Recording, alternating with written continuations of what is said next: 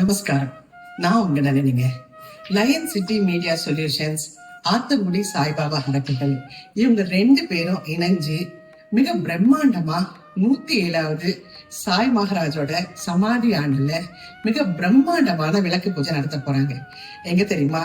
அருள்மிகு வேல்முருகன் ஞான முனீஸ்வரர் திருக்கோயில்ல இருக்கிற நம்ம சாய்ராஜ் மகாராஜோட சன்னிதானத்துல, அதாவது செங்கால் சிங்கப்பூர்ல பியூட்டிஃபுல்லா அக்டோபர் மாசம் 9ஆம் தேதி மாலை 4 மணிக்கு கிராண்டா பூஜை பண்ண போறாங்க. திருவிளக்கு பூஜை.